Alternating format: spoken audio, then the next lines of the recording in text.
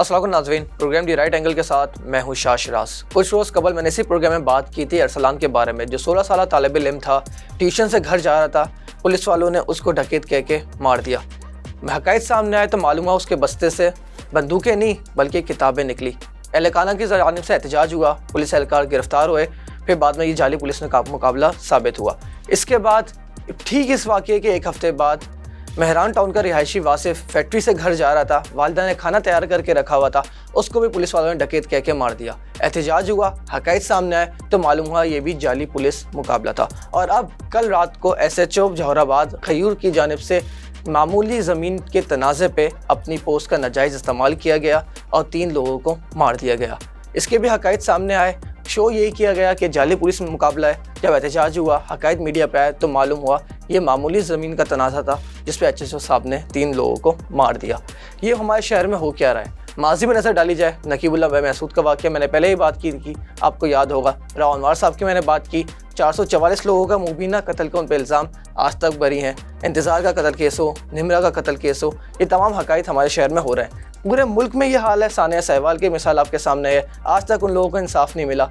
तो इन्हीं तमाम हालात पे बात करेंगे आज मेरे साथ प्रोग्राम में माहिर कानून बैरिस्टर अली ताहिर अरैन साहब मेरे साथ प्रोग्राम में मौजूद है। अली साहब, अभी हमने देखा एक और सानिया पेश आया है, एक और जाली पुलिस मुकाबला, 3 लोग मार दिए गए। इससे पहले हाल ही में वासिफ महरान टाउन में उसको मारा गया, फिर इससे पहले अरसलान 16 साल का बच्चा था, ट्यूशन से घर जाता उसको भी मार दिया।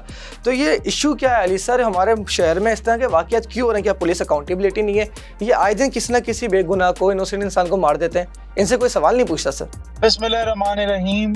शिराज साहब, thank you very much first of all for inviting me on your show. देखें, ये जो वाक़या हुआ, कॉमन एप्पल जिसको आप कहते हैं, यानी आम लोग, वो थोड़ा सा उनमें तफ्तीश हुई इस वाक़ये के बाद कि किस तरह एक ज़मीन खाली कराने के लिए एक SHO जिसकी जुरिस्डिक्शन ही नहीं है वो जाता है और वहाँ पे लोगों को कत्ल करके वो वापस आ जाता है। लेकिन मैं आपको सच्ची बात बताऊं कि मैं थोड़ा सा 2% भी शॉक नहीं हुआ, क्योंकि मुझे पता है कि ये पुलिस वाले अक्सर ये ज़मीनों के कब्जे छुड़वाते भी हैं, पैसे लेके ज़मीनों पे कब्जे करवाते भी हैं, उसके बाद लोगों की टांगों में गोलियां भी मारते हैं, उनको भगा भी देते हैं, उनको जो है बड़े बुरे तरीके से धमकाते भी हैं। और देखें, जो शरीफ आदमी होता है उसको पता होता है कि मैं स्टेट के साथ इस तरह से नहीं लड़ सकता, लिहाजा उसका अगर कोई राइट एक्रू हो भी रहा होता है तो वो चुप करके चला जाता है। इस दफ़ा कुछ सिचुएशन ऐसी हुई होगी, जाहिर है कि आगे से मज़ामत हुई, और जब आगे से मज़ामत हुई तो इन लोगों ने कत्ल कर दिया। लेकिन ये आप बार बार देखें कि ये नया पाकिस्तान बनाने वाले जो थे, जो बार बार नया पाकिस्तान बनाने की बातें करते थे, आज तक वो साहिवाल का जो इंसिडेंट हुआ वहीं पे आज तक इंसाफ नहीं मिल सका।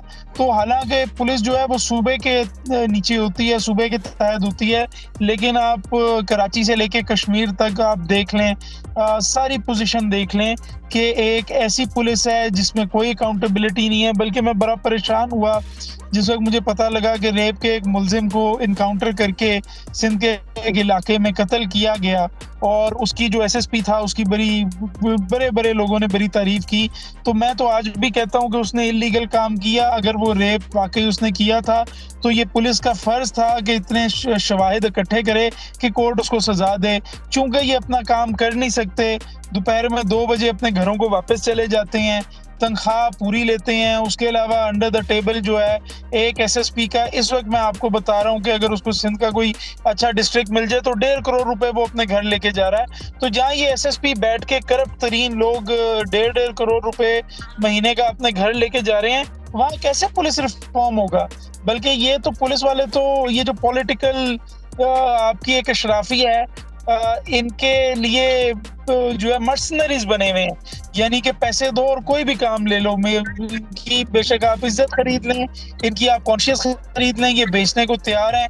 और बार बार हमें नजर आता है कि कराची के जो लोग हैं वो बेचारे इतने बेहाल हैं, इतने बेबस हैं कि जिसका दिल करता है, किसी भी लॉ इन्फोर्समेंट का मैं ज्यादा नाम नहीं लेना चाहता क्योंकि मैं नहीं चाहता कि आप भी मेरी वजह से किसी सिचुएशन में आए।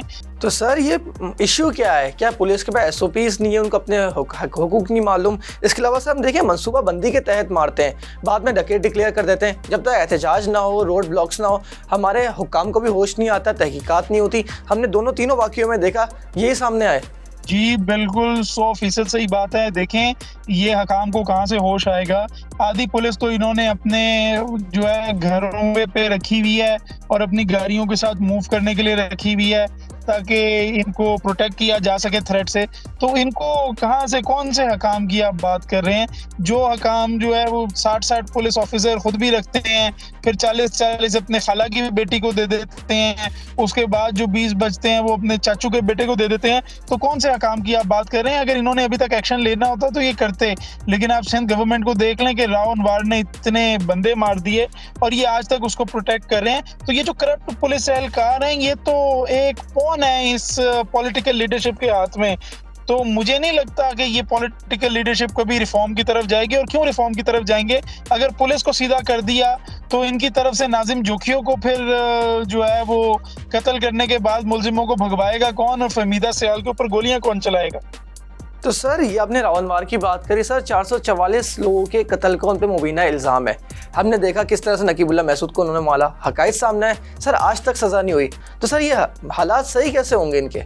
देखिए शिराज, जुडिशरी की इतनी फॉल्ट नहीं है जितनी प्रोसिक्यूशन की फॉल्ट है, क्योंकि देखिए जुडिशरी ने अल्टीमेटली सजा या जजा का फैसला करना है on the basis of the facts and evidence before it, और एविडेंस इकट्ठा करना लॉ इन्फोर्समेंट का काम है। अब देखें, अगर वो जुडिशरी थोड़ा सा बाहर एक्टिविस्ट होती है और वो कोई एविडेंस खुद इकट्ठी करने की कोशिश करती है, तो हम लोग फिर उसको भी क्रिटिसाइज करते हैं कि ये अब अपने डोमेन से बाहर निकल रहे हैं, अपने रोल से बाहर निकल रहे हैं, इनको अपने डोमेन में रहना चाहिए।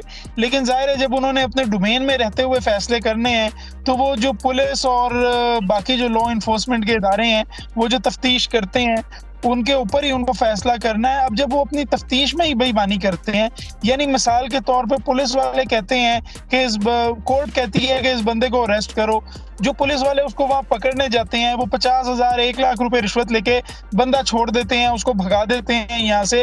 तो अब जाहिर है जज ने खुद जाके तो हथकड़ी मुजरिम को नहीं लगानी।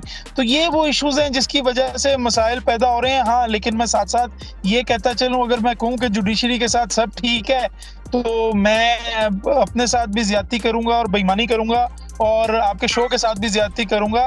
बिल्कुल जुडिशरी के अंदर भी बहुत सी रिफॉर्म की जरूरत है, और अब ये टाइम आ गया है कि बजाय इसके कि एडमिनिस्ट्रेटर कराची को 5 मिनट के लिए रिमूव करके और उसके बाद दोबारा रीइंस्टेट कर दिया चूंकि उन्होंने माफी मांग ली, इस तरफ भी नजर डाली जाए कि आखिर ये जो कराची के लोगों को कत्ल किया जा रहा है और जिस तरह से बेईमाना तरीके से कत्ल किया जा रहा है, इसको भी तो रोकना है जुडिशरी।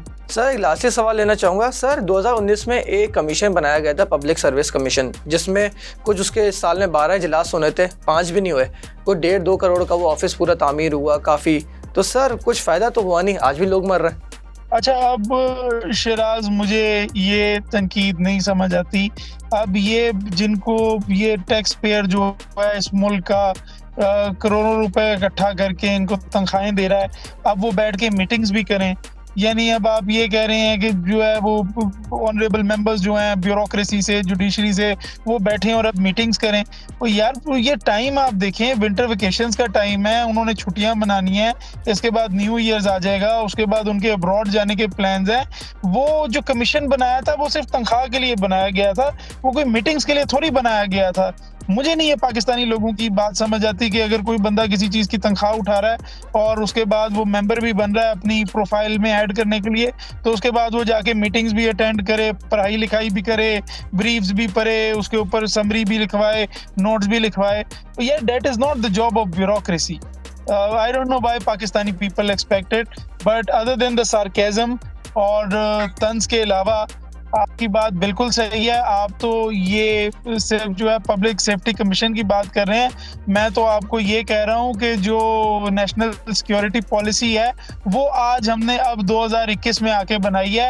हालांकि अगर आप देखें तो जो नेशनल एक्शन प्लान था उसके तहत भी बड़े काम होने थे और दहशतगर्दी एक स्क्राउज इस मुल्क में रहा है, लेकिन जब प्राइम मिनिस्टर के लेवल के ऊपर जो है वो मीटिंग्स टाइम पे नहीं होती और एजेंडे पूरे नहीं होते, तो हम ये छोटे लेवल्स के ऊपर कैसे एक्सपेक्ट कर सकते हैं। चलिए sir, thank you so much for joining. Most welcome, thank you very much Shah साहब। नाज़रीन, अभी जो हकायत सामने आया वो आपने देखा, ये फेक अकाउंट है। इससे पहले एक बहस चल रही है सोशल मीडिया पे, जो अरसलान बच्चा था उसकी कुछ तस्वीरें सोशल मीडिया पे वायरल हुई जिसमें वो असले के साथ उसकी तस्वीरें 16-15 साल के बच्चे खिंचवाते हैं। मगर सवाल ये पैदा होता है पुलिस वालों को बचाने के लिए किस तरह से घिनौने इल्ज़ामात लगाए जा रहे हैं उस बच्चे पे कि मंशियात फरोश था, असले की नुमाइश करता था।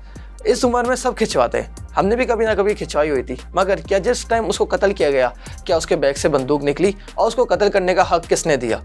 ये सवाल मैं आप पे छोड़ता हूँ। डेट्स ऑल फॉर टुनाइट, मुझे दीजिए इजाज़त, अल्लाह हाफ़िज़। वॉइस ऑफ नेशन की वीडियोस देखने के लिए हमारा चैनल सब्सक्राइब कीजिए और बेल के आइकॉन पर क्लिक कीजिए ताकि आप हमारी तमाम आने वाली वीडियो से बाखबर रह सकें।